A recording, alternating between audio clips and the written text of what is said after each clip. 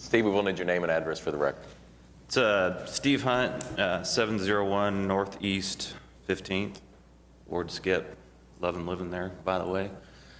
I just wanted to come up here and briefly talk about, obviously, Maps 3. I think you knew that's what I was going to do when you gave the disclaimer.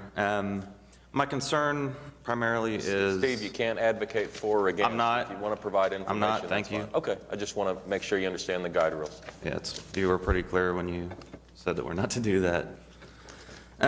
My concerns regarding the Yes for Maps coalition are quite numerous, but only having 3 minutes, I want to start with this one. A few days ago, I went to Channel 4, 5, and 9 to pick up the forms of advertising done by taxpayer-funded Chamber of Commerce. $5 million a year go to the Chamber of Commerce. I think you all know this.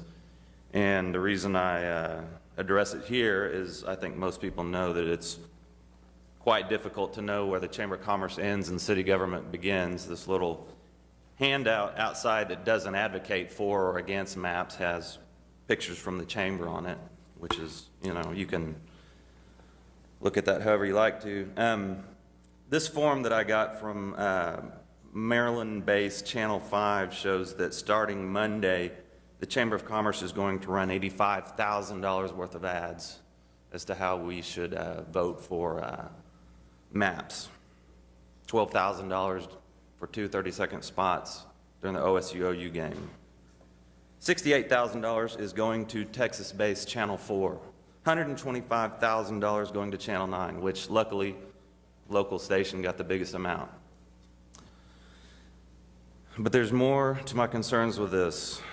This campaign is being run by, you probably can't see it from there, Norman-based CMA Strategies, Pat McFerrin. Pat McFerrin, who I spoke about last time I was here, slandering me on the radio, KGOU, saying that I don't live in Oklahoma City, making fun of me. I came up here and said, you know, that's disgusting. Why is this guy from Norman advocating for Oklahoma City issues?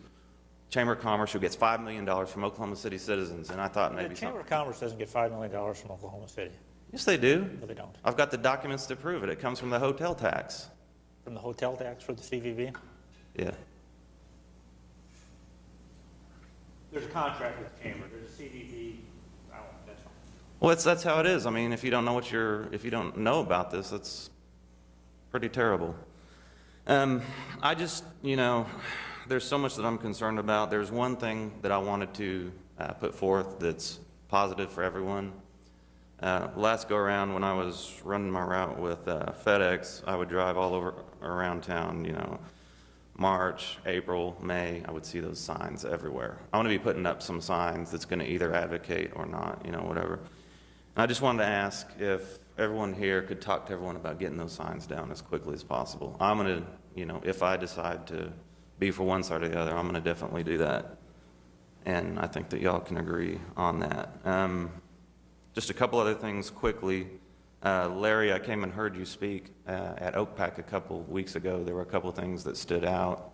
First was that you stated that people in Oklahoma City should always follow what the king, or the Bible said that people should always follow the king, and Mayor Cornett was the king. That stood out. I'm not going to address that, but the thing that I wanted to address was that you said the city would never institute a temporary tax to try to fund more police or fire. Didn't we just try to do that last week?